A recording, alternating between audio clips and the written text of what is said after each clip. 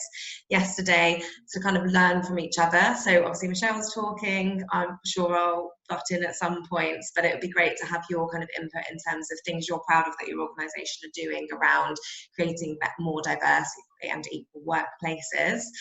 So yes, please do open that up and say hello as you join us. Diversity and inclusion is a really important topic to my organisation and to so many of us now. For those of you who haven't worked with us before or worked with myself, so I've been recruiting into this sector for 6 years, covering all fundraising, innovation and digital roles. And it's always been a topic that we've discussed in any agency that I've worked with, but I think more recently, definitely over the last kind of 8 months or so, it's really come to the forefront how important it is to create a more diverse sector that reflects the beneficiaries that we support. Throughout the kind of last 6 months, we've really kind of gone about updating all of our policies. We've committed to an ongoing webinar kind of series around this. So this is actually our 3rd one. The recording of our first 2 are online. One's focused more specifically around gender equality within organisations, and the first was more of a panel discussion. So please do check those out if you weren't with us for those. My agency have also been kind of leading in terms of making sure we submit anonymised CVs, challenging unnecessary requirements, and adding in questions around diversity and policies and procedures during all of our job briefings, so that we're able to actively talk about that with our candidates that we're working with. And the part of this, I guess, series and kind of our ongoing commitment is that we work really closely with charities across the sector. So we want to give a platform where someone like Michelle can come and join us and talk through the stuff that they've been doing there, so that you can go away feeling inspired. So Michelle is on your screen. She is the Executive Director of Diversity and Talent at the Children's Society. You joined right at the start of lockdown, didn't you, Michelle? That must have been quite fun. Yeah, I joined on the 6th of April, so straight into lockdown. Great. There's nothing like taking over that whole function just as everything's in panic stations. That must have been challenging. Absolutely. And so that was also really important to mention a month before George Floyd's murder, which led to the resurgence of an interest in Black Lives Matter movements, and subsequently sector-wide acknowledgement that we aren't doing enough to support people from minority backgrounds into our charity workforces. There's been some great steps through over this time, but obviously continuing to keep improving. Prior to working at charity side, Michelle had a really successful career in the commercial sector, working at Govia Thameslink, leading their employee experience and engagement team. And since joining the Children's Society, Michelle has driven real changes in the recruitment processes that they have, has taken steps to make the brand more accessible, and has upskilled the SLT to ensure a culture of diversity is championed at all levels, which I know a lot of you will have had challenges in kind of getting across. So she'll have some really good insight into that. I reached out to Michelle specifically because I've been really impressed with the sensitive and long-term approach the Children's Society have taken towards diversity in this sector.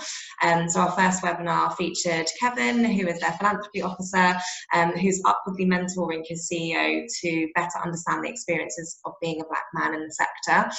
So they've spoken publicly and they've written blogs about it. It's really worth checking out. I'll send around a wrap-up email after this webinar, and I'll put the links to the blog in there, because it's worth reading and really shows, I guess, how proactive the senior leadership team is being in terms of supporting that across the organisation. So she's going to have some amazing bits. I won't, put too much pressure on Michelle, but that she can all share with you. So hopefully today you'll be able to take ideas back to your organisations that you can implement, and that's regardless of seniority. I think we're obviously going to talk about what you can do as a leader to drive forward inclusion, but it's important to know that at all levels, we all have a responsibility to make sure that our environments are comfortable for people from minority backgrounds. Today we're obviously going to be discussing a sensitive subject. As with the previous webinars that we've done, I want to just make it really clear that no question is a stupid question, no thoughts are a stupid thought. So you've all made time to attend today because this is something that you're interested in or passionate about. So any faux pas we'll assume are well-intentioned, and I really think it's important because we can't be afraid to have these conversations or to discuss our thoughts, because if we do avoid these topics, nothing ever happens, nothing changes. So please do, if you've not already done so, say hello on the chat, and you can also send Michelle and I direct questions if it's something more sensitive that you don't want to kind of talk about in front of everyone. And also, just to define, when I'm referring to minority backgrounds in this webinar, that's inclusive of every minority that we find within the sector. So that can refer to race, gender, sexuality, education, class, age, disability, all of that. And we're not, I'm definitely not. I know Michelle's always really open to kind of learning new things and kind of embracing change. We're not saying we're necessarily experts on the nuances of every challenge that faces each of those groups, but I just wanted to kind of define the term, because I think that's important, because I know a lot has been focused on race, but we'll kind of cover all different areas here. Sorry, that felt like a bit of a long rant, but we're over now. So Michelle, do you want to, I guess, just give us a bit more of background on your journey with the Children's Society so far?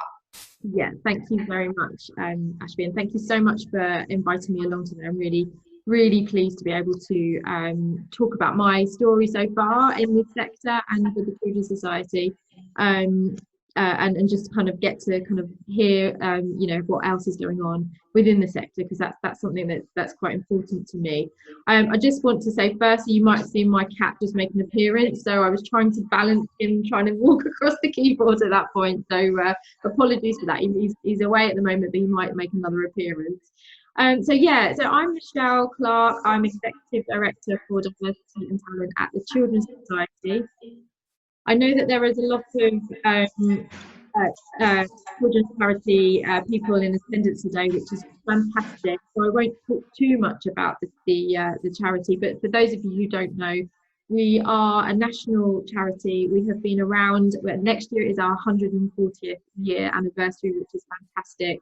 And we've been always working hard throughout all of those years to really try and provide opportunity, support and help, and really influence all of the policy and decision makers around ensuring that children and young people have a good start in life and have the support and mechanisms that they need.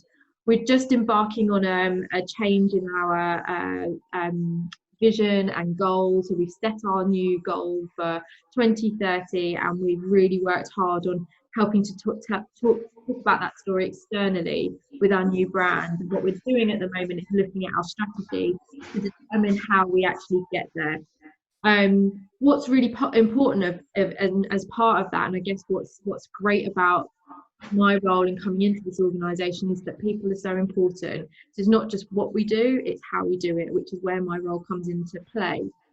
So yeah, I joined at the start of lockdown, so very difficult circumstances in joining. I've not met any of my team yet in person, which is quite challenging. But what I loved about the role when I saw it advertised was that it's leading the people agenda. So in a typical sense, I would be the HR director, but actually what the Children's Society were brave to do is say, actually, diversity inclusion is really important. That comes first. So diversity and talent first as an important lens that's going to drive the people agenda. And that played exactly to what I was really passionate about and really wanting for my next role. So the stars aligned and it all came together, and this is where I'm at. And actually, I'd have to say, to be absolutely fair to the Children's Society, that passion and that focus has remained since my start of going through the interview process right through to joining and to where I am. There was still that commitment and that passion. So that's really good, and I think that bravery is something that I've really admired and want to continue supporting.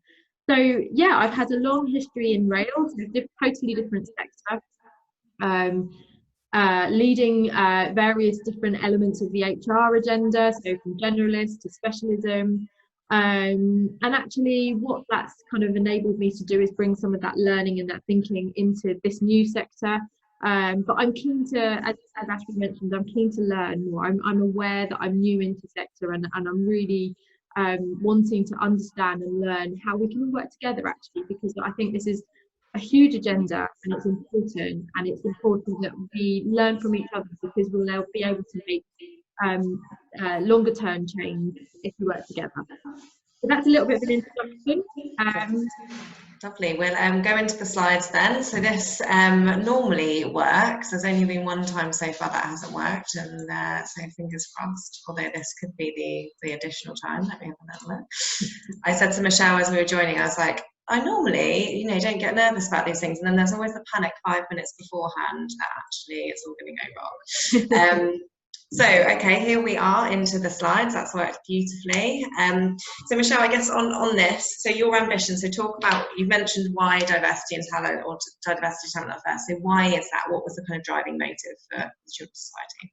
Yeah, I think what I wanted to kind of talk about here was that there's always been that commitment to making sure that we have policies, procedures, practice that are inclusive, that focus on equality, that really make sure that we're taking this seriously. I think that's always been the case, and I certainly, coming into the role, we had a really comprehensive single equality scheme that was absolutely committed to this agenda. I think that the challenge has been that the ability to really drive change and embed change and influence everything we do across the people agenda is where it's become a bit of a challenge. And as I mentioned in my introduction, it's not just what you do, it's how you do it. So the people agenda is so important to what we do in this sector. What I've noticed coming in as well, and again, it's early days, but there is a lot of focus on the outward and what we're here to do, the cause. Doesn't seem to be that much attention, or maybe given that kind of support to think that actually we need to make sure our people agenda and processes and practices and everything we do also has that same level of attention. Because actually, when you start to think about how you enable people, you create a good experience for people, one where that they feel they can thrive and they can develop and they are included, they're going to be in a better position to deliver what you're here to do. And so that's why the lens really was about making sure that when we bring this people function together, we really embed diversity and inclusion as the kind of DNA of what we do within that. And actually, if we're going to attract diverse talent, and Ashby, you mentioned that we've done quite a lot in the recruitment front of it, that we then need to look at then what happens when that talent comes in. How are we continuing to make sure that they feel supported, included, are able to progress if they want, are able to thrive however that looks like for them. So that's why this is really important. And I think just learning, as I said, coming into the sector, I think there's something about really focusing on that internal people agenda, and D&I kind of weaves through everything you do. It's not a bolt-on standalone thing. So the challenge I have is to bring it all together. As we mentioned, I started in lockdown. In fact, my function came together on that very day in lockdown. So, massive amount of work to kind of bring this people team together, and then really start to look at what's our approach around how we're going to deliver change and make it stick. We've got to build the trust of our people to do that, of course. But what I've been really clear is to set the intention that we can't do all of it at once. We can't, and if we try to, we're not going to be able to do it. So actually, we've got to take quite an incremental, focused approach, because that's how we're going to make change stick over the long term. So that's where I'm at the moment. Perfect. No, great. And so 2020 has forced some priorities then. So you got settled in for a month, and then things changed. Yeah, I thought it was important to talk about this, because actually the agenda has been influenced by what's going on in the outside world. And actually, we've got a worldwide health pandemic. We've just gone into another lockdown in this country. This means that we are constantly, whilst we're trying to look ahead, we're constantly having to look back and look to current around what we're doing with our policies, procedures, how we're making sure we're thinking about people's well-being, because actually some of these impacts are different now, and we're seeing, for those of us who work in an office environment, or typically an office environment, we're now in front of a screen at home for a long time, which is having an impact. So I guess it's important to say that whilst we're looking ahead, we've also had these huge challenges that have forced us to kind of stop and keep looking at what we do, which is an unusual territory for HR, because typically if you're reviewing a policy, it might take you quite some time to do it. We've had to do it at, you know, at the speed of light almost. The other thing that was, you know, absolutely pushed right to the forefront was the Black Lives Matter movement, certainly in the summer. And, you know, that really was well, it was forcing us to have to look at what we do and who we are, because it's, you know, how are we built, how are we structured? So on the one hand, it's really been helpful with a D&I agenda because it's pushed it right up to the top and we have to look at it. But on the other hand, it's also made it a challenge because there's this kind of feeling that we've got to react, we've got to be seen to be reacting quite quickly. And I think that can be a little bit dangerous, because actually my approach is that we need to understand what our context is first, actually, before we then think about what it is that we're going to work on. If we just react, we might be reacting to the wrong thing. And actually, how are we going to make sure that it, as I keep saying, continues to stick? So I think it's important to frame 2020 has been different. It's been positive in the one hand on raising the profile of D&I, but we've had a number of people challenges that we also need to be very, very aware of. It's really interesting as well that you said around taking your time to react, because I think that was, as when I mentioned in the intro, one of the reasons that I liked the Children's Society approach, because it wasn't super public facing. And I think the first thing that a lot of charities did is their PR teams just launched into, you know, messaging of the effect like, we're not racist, we have we really support Dina. Yes, we've got a fundraising director role and we want people from a minority background for it. And I think as you said, these changes take a really long time. It's years in the making. If we've not got diversity at the officer level at the moment, it's going to be 5-10 years before they're at fundraising director level. You can't just fill those senior roles with people from minority backgrounds yet. Yeah, definitely. And I think, you know, I was under pressure to, you know, there's a feeling that we need to react. So I had to work really hard to say, but we can't say wholeheartedly that we're this or we're that. We can't. We've got to look at what we do. This is what this movement is saying. We've got to look at how we're structured and how we're built, and all the supporting mechanisms that go into that, because actually change is needed. And so let's consider what that change is, rather than just trying to react in the moment.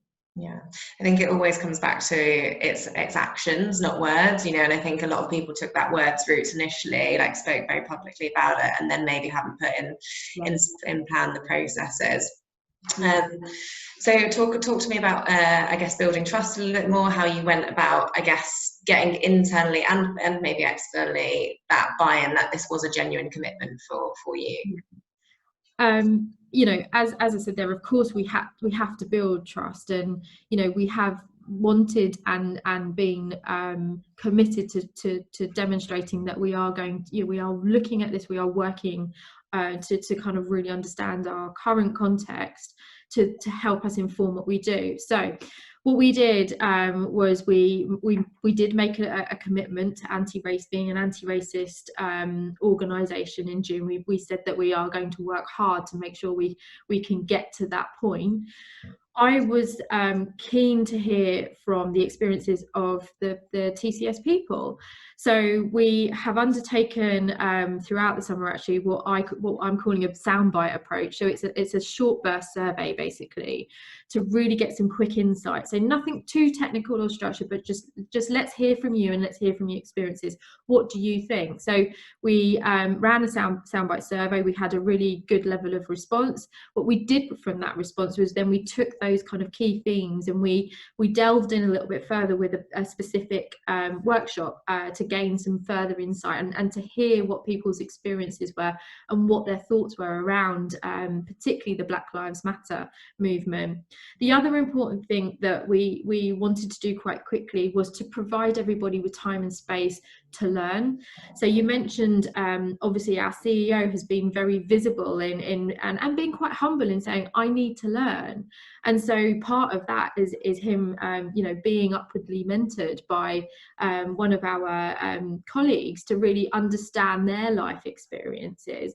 But actually what I wanted to make sure was that everybody had an opportunity to learn. So we provided a half day that you can, and provided a kind of raft of resources to access to learn what does it mean to be anti-racist. What are we talking about when we're talking about white privilege? What does that mean for us? So it was really giving everybody that time and space, so getting some insight and giving time and space to learn. And then what we did was we communicated that actually this is what we've heard so far and learn. And so the green box there that you can see talks about, actually there's some key things that we need to do. So we know that actually we don't talk about race and ethnicity enough, and we need to keep those conversations going. And how do we find those mechanisms to keep those conversations going? Me doing this is keeping that conversation going, and I will continue to do that. We also need to make sure that our leadership are demonstrating that there we are all learning, and actually we worked really hard with the executive leadership team to really kind of to find ways and mechanisms to learn and share that learning internally, and we'll continue to do that. Sorry, Michelle, just a couple of questions from me. In terms of the selecting kind of 30 people to gain further insight for that workshop, how did you do that? Did you just ask people if they were interested? Yeah, it's voluntary. So it wasn't just a targeted approach. It was, I want to hear from everyone, and actually everybody's voice is important here. So yeah, so 30 people gathered for a virtual workshop, which is not easy to run. We're all learning as we go, but yeah, it was important to give everybody that opportunity. And in terms of the resources as well that you put together for the half-day learning, so where did you find those? Are there recommended places you could get people on here to look if they want to do something similar? So we had a lot of within my team, a lot of just kind of sourcing and going out and trying to find what are some good resources.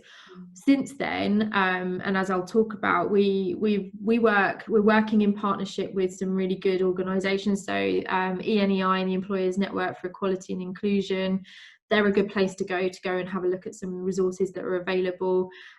We signed up to National Inclusion Week as well, which was provided a lot of resource. But yeah, also hearing from people within the organisation that have recommended, actually this is a really good read, or this is something that we might want to consider. So capturing all of that as well to be able to share it with everyone. Great. Okay. No, that's really, really useful. Thank you. Sorry. No, that's fine.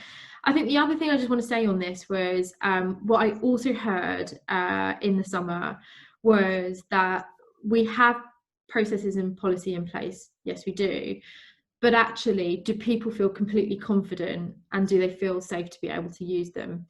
Now, that to me is a basic. So there's something about making sure that we've got our policies in process, but that people do feel that if they're going to raise an issue, or they feel like they need to raise an issue, that it will be taken seriously and we will act on it. So there's a communication and a kind of constant reminder that we have these things in place, please use them, and we will act on them.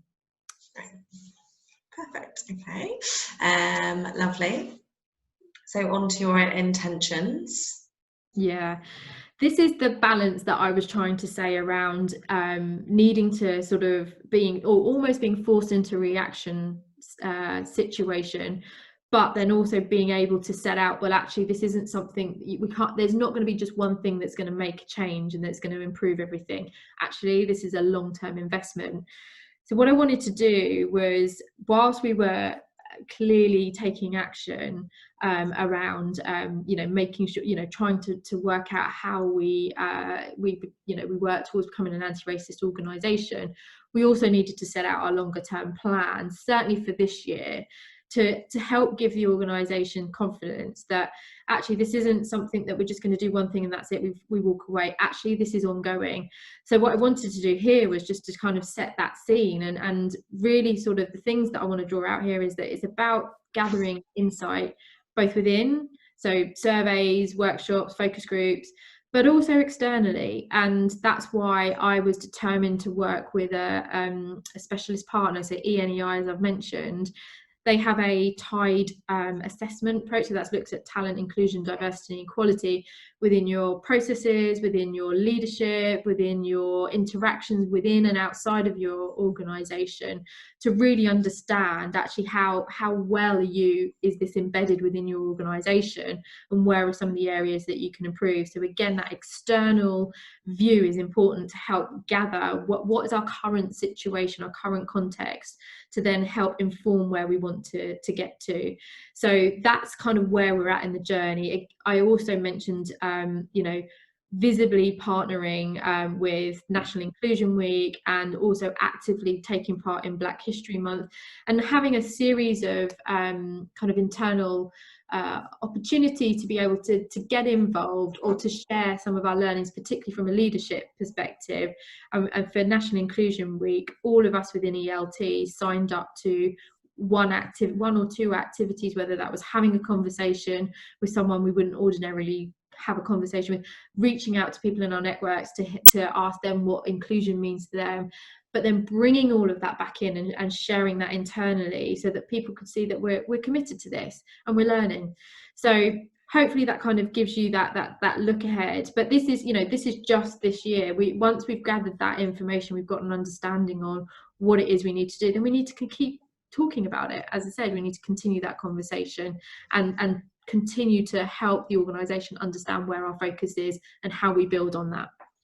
Just from a perspective, another thing that's not on here, Michelle, but I wanted to talk about your recruitment processes and the portal that you use, because I think that was another reason that we were so impressed, because obviously we've started anonymising all CVs and supporting statements. You guys were already doing that, but also, and tell me whether this is new or whether this is existing, but part of your shortlisting system and your criteria, 50% of it is made up through your commitment, a question around ED&I and the commitment of that, and then also your commitment to the values that the Children's Society have. So is that something that was existing already? What would you advise organisations to do around getting something similar set up? Yeah, again, that comes back to the looking at the early stages of the employment life cycle and focusing on how you attract diversity and how you're trying to bring in diversity of talent, and the anonymised application is an important step in that. And that that was part of our approach this year, alongside really asking new candidates what does EDI mean to them, and then talking through the values. So they are, again, that focus is on the how you do things, and it's not just what it's what are your values, so, and if we're wanting to attract a diverse workforce, then we need to really understand what those values are of that workforce that we're attracting, but also make sure that we're providing the best opportunity to attract diversity. I think it's interesting, what it's showing at the moment is that there is a lot more work we need to do around how we our attraction actually, and who we're appealing to. So it's definitely it's a really, really good step in the right direction, but there's so much more to do, because obviously once we've attracted and recruited that diverse talent, how do we make sure we keep them? And that's the bit that I'm always really, really conscious of. Yeah, no, great. And I think for anyone on here that works at a smaller charity that perhaps doesn't have a portal, there's still ways that you can anonymise that process or kind of set up the scoring system. I know one organisation we were working with recently tried to kind of break out into 8 questions, and one of them was the one around ED&I, but it was that they were then trying to benchmark one question at a time, which made it really challenging. But there's ways to do that. So if anyone wants more practical advice on that, please do get in touch with me afterwards. I can always talk through what we've seen places do and what might work for different size organisations. Great, okay. So key learnings. I always like that. It's always nicer when it's phrased key learnings rather than mistakes we've made or anything like that. But talk us through what people should be keeping in mind. I think I have kind of said it all the way through, but I'll just call it out. I think be brave. You don't just need to react. And I think there is a nervousness of certainly when you had the situation that we did in the summer, that we've got to be we've got a responsibility here. Yes, we do need to react, but we also need to think about how we continue to embed what we do and focus on what we do. It's not just that one act that's going to change something. So, you know, be brave, don't just react, and use insight and experience to learn. The other thing I think is something, again, that's about being a bit brave and a bit humble. Actually, you can't be the expert in everything. You just can't. That's fine. If you can, and if you're able, you know, join forces or partner with experts and others that do have that knowledge, and help, you know, work with them to help bring that into your organisation. I think also what I want to say around that one, I'm really keen within the sector that we do share our knowledge and learning, because the D&I agenda is huge. There's so much to do. And actually we might be doing, you know, we might be focusing on different things, but we could share that knowledge and learning. The third one there, which for anyone who's heard me speak before will know that I say this quite a lot, and this is something I heard and it really resonated for me, certainly in the early days of when I was setting out to try and really drive a change with the D&I agenda in rail.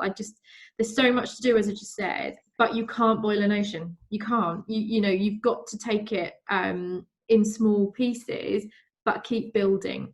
Because if you try and do it all, it becomes incredibly overwhelming, and you think, unfortunately, as I said, keep the momentum going. You know, those small incremental steps might not feel like they're big changes, but they're building to make that kind of longer term change that is going to mean that things are different in the future. And we need to look ahead. You know, culture and anyone who's involved in anything to do with the people agenda will know, you know, you can't change these things overnight. We have to keep building. We have to keep talking about it as well. That keeps the momentum going. And as I mentioned, sorry, go on, Ashby. No, I was going to say, because you just touched on it there and on the previous slide, in terms of making sure that your culture, once you've onboarded talent and you've got them, in terms of kind of keeping people comfortable and happy, obviously keeping the conversations going, are there other key things that you would say to organisations? You should look at setting up a D&I working group, you should look at this, anything that you would kind of key points that you think? Yeah, I think it's definitely, it's going where the energy is. So if you've got people within your organisation that are passionate about this, I think it's important to bring that passion and that energy together in the form of maybe a working group, in the form of maybe a champion group, but bring that energy and that passion to help continue to kind of weave that into what we do in the wider organisation. You know, if you're in a people function that's quite small, or you're a person of one in that function, you can't, your ability to be able to do it all is just, you just can't. That's where you've got to look for where that energy is. And I learned that a lot in my previous role with a huge organisation that I worked for, that to influence everywhere was nigh on impossible. What it was about identifying where that energy was and helping to support and nurture that. So yeah, I think that's really important. That's really interesting around that, because I guess you've been kind of blessed, I guess, with the senior leadership team that really appreciate this and put an importance on it. So if someone is dealing with challenges from maybe CEO or things like that, but perhaps they have exposure to trustees, perhaps it's worth kind of, you know, trying to reach out and see where that energy is in the trustees and whether they're engaged with it. And what are your thoughts on recruiting an additional trustee for organisations to specifically focus on ED&I and making sure that agenda is pushed through an organisation? Yeah, I think that's a really good idea. We're actually looking at the moment in our trustee recruitment, actually, because we're embarking on a recruitment journey for trustees, but we're thinking about how do we bring diversity into the trustee process and scheme, and we're thinking, actually, is there something about you know, enabling a little bit of a development scheme maybe that helps to bring diversity of people into that, but also that brings that diversity of thought and knowledge and expertise and questions and ideas and innovation that is going to also help to really make you think about what you're doing as an organisation. I think there's a lot to do there, actually. We are definitely talking about it. We're not there yet, but I think it's definitely something to explore. And I'd be really keen to hear of any other organisations that are also looking at this, actually. Yeah, I would as well, because I'm a trustee for a small charity, and it's something we're exploring. So if anyone on here knows of any charities that have really good representation of their trustee boards or plans around that, we're looking at kind of introducing a beneficiary trustee, so that we've got someone with kind of lived experience of going through our programs as well. It's a youth employment and mentoring organisation. So yes, if anyone has any good suggestions, please do let us know, and I'll keep my eye out as well, Michelle. Sorry, I interrupted mid-points as well. So just Yeah, no, it was just the last one. I think, and we've talked about it a lot, it's not just, I guess, it's not just the upfront bits of the employment journey, the attraction, recruitment. It's also about how we continue to support, enable, nurture talent, make sure that our working practices are inclusive, that people feel that that that their differences are respected and are included, because when you feel like that, you feel valued and you're more likely to stay. There's nothing worse than coming into an organization just feeling actually that my contribution is not valued here, because you'll lose people. So that I'm so passionate about that bit after the recruitment. What do we do to make sure that our working practices are truly inclusive? And we've got a lot of work to do there, I think. Okay, Michelle, just to flag, we've had a question through to us as well, kind of privately. If anyone else has any other questions in terms of what your organisation could be doing more of, or any other learnings or kind of that you'd like to ask Michelle, please do pop them in. The question that we've had is around filing with the Charity Commission. I don't know if you're aware about that, or if you've got any thoughts on that, to kind of proactively flag systemic racism and bullying cultures. What would you encourage organisations to push themselves into that kind of situation? Yeah, I think that goes back to what I was saying around people feeling safe, that if we've got policies and procedures in place, that they are there with integrity. And you have a safe space to be able to raise issues, because if you don't, you're not going to say anything, or it's how is it ever going to change? So it's tricky, but I think, and that's brave, isn't it? And I think there's something about, if you're really true to what you say, then yes, you need to be, really role modeling and demonstrating what you say. So yeah, I think it's scary, and it's a brave position to be in, but I think it's the right one.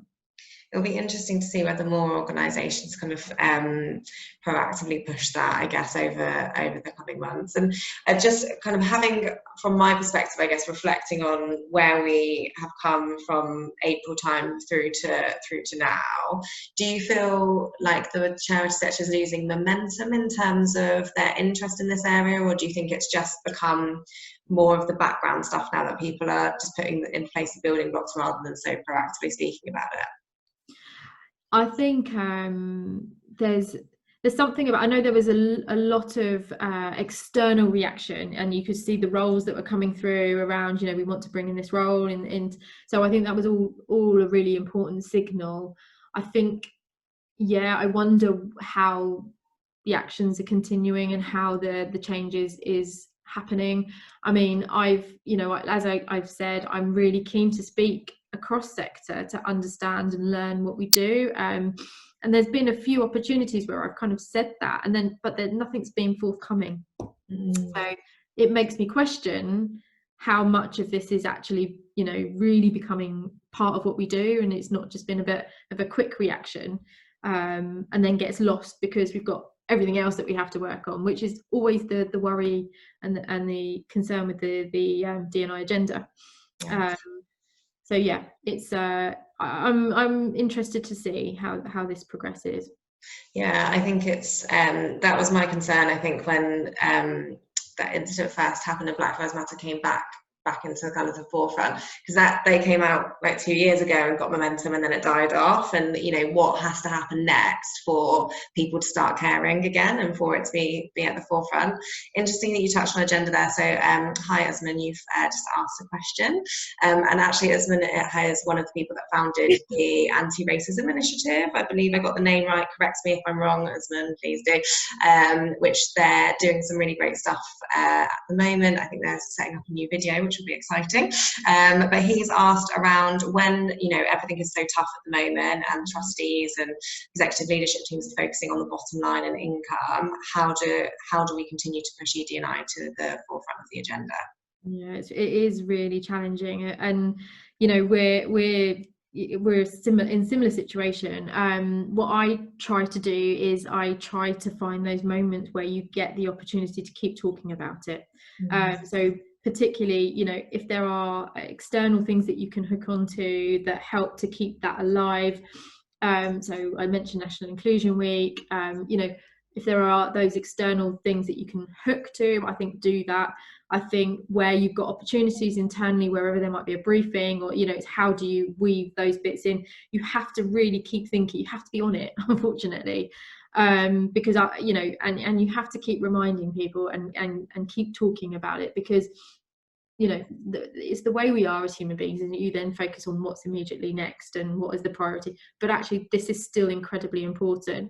And, you know, in these challenging times, we need to be thinking about, you know, diversity of thought actually that helps guide us through these challenging times. But it's not easy. I appreciate that. No, it's interesting that you mentioned neurodiversity there, because I think, you know, that's so important as well, and particularly in terms of the impact of fundraising, through having fundraisers that are all from the same backgrounds, you know, whether that be ethnicity or class or education system. It sometimes leads to kind of just one type of thought rather than kind of challenging new ways of working and pushing forward. So no, that's great. And just in terms of, I guess, kind of wrapping up, if you kind of had to give your top 2 tips or advice to people that want to go back to their organisations now and make an impact, what would kind of the top 2 things you would advise them to do? I think definitely find out where the energy is in the organisation for this agenda. Whether it's in the formal structures or the info of, you know, what people are talking about, find that energy, harness that energy. I think also think about not just the upfront bits of diversity and inclusion in the employment space. I think about actually what are our working practices like? Are they as inclusive as they possibly can be? And just do a bit of a question on that, seek some information, get some insight. I think that's really important. So yeah, there's lots of things to think about, but I would focus on those 2. Great. Okay, perfect. And yeah, I mean, for those of you that aren't aware of the groups that have kind of been set up in the sector to help support this, it's looking at people like Charity So White as well would be a good one for you guys to get involved with. But also, it's the ENIE, is it? ENEI. ENEI, there we go, as well. So that sounds like a great one. So we're kind of at time now. If there's any kind of questions that we've not had time for, or you've not felt comfortable asking, oh sorry, we'll do one last question, because someone has just asked around whether someone is hired into a DE&I role, if that person's not from an ethnic minority background, would that be considered problematic? Yeah, this is a challenging one actually, because I'm finding that a little bit with my team actually, because the person that I have in my EDO role at the moment is not from an ethnic background. I think I think it's about the commitment to the agenda, isn't it? And it's about how you, as I just mentioned, you look at the energy and the knowledge and the experience within the organisation, you harness that and you nurture that. And I think that's where the focus should be actually, and also being humble and all of us realising that we all have a lot to learn, actually, all of us. So yeah, I think that's where I would focus the attention more. It also comes in, and correct me if I'm wrong here, Michelle, but like there is about a line between hiring in a discriminatory basis, even if it is positive discrimination, you know, that you can't just hire someone based on ethnicity if there is a more qualified candidate, unless there are certain criteria around that. So if it's like a faith organisation or whatever, but you've got to play that line, I guess carefully. So no, that's really interesting.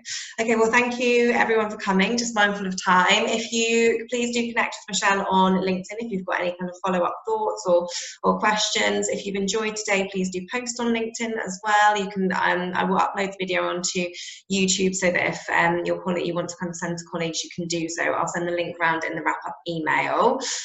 Next week we are doing a webinar on digital involvement in fundraising and how you can kind of embrace new ways of working. So if you're not already signed up on that, please do join. And thank you so much, Michelle, for joining and popping together those slides. It's been really, really great, and there's a few things I've taken away, so I'll make sure I implement them. But yes, thank you everyone for coming, and have a lovely day.